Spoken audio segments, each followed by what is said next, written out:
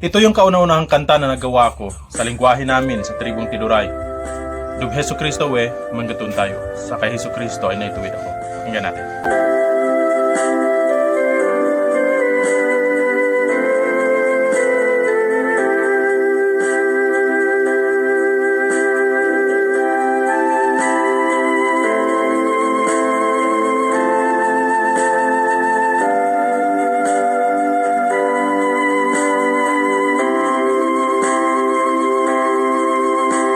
Rugayan gai tadinu tidaw tuluse Nagatuntaya ko'y agone mangay dabene Ikauyag we anday lagaan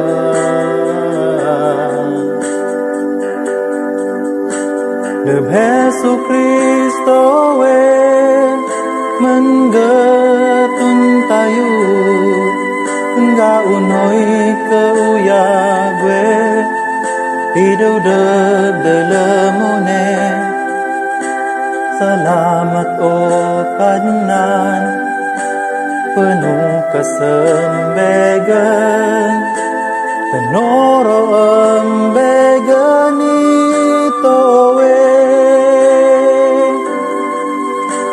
Kanan Jesus Bemi agune Ito we berap iumule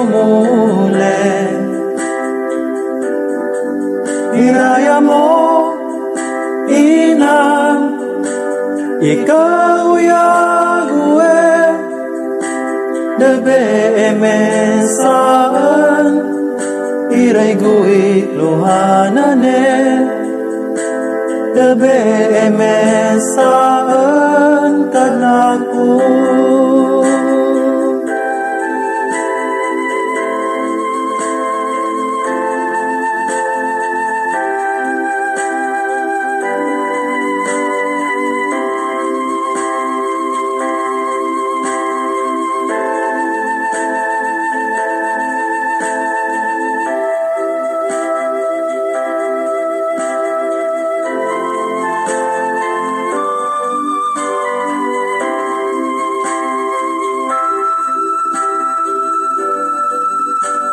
Kanan Jesus Bemi agune Ito we berabi umule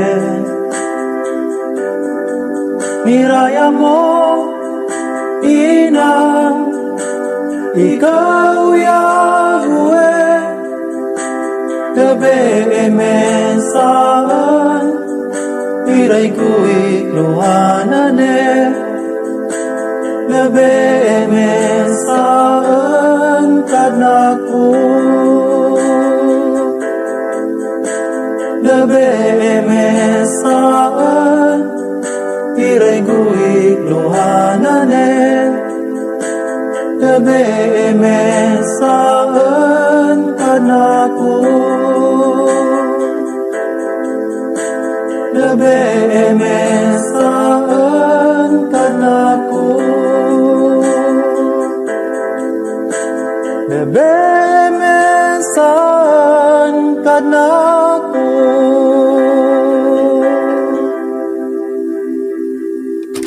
Ang kanta na yan ay hinango mula sa John 14:6. Si Kristo ang daan, ang katotohanan ng tangbuhay. Walang makakapunta sa Ama kundi sa pamamagitan niya.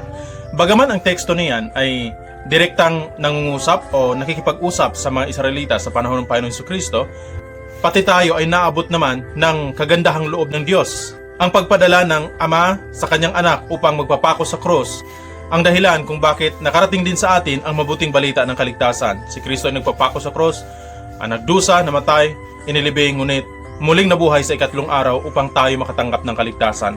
Ang kanta na yan ay mismong testimony kung paano ako iniligtas ng Diyos. Dahil sa biyaya ng Diyos, tayo naligtas sa pamamagitan ng pananampalataya.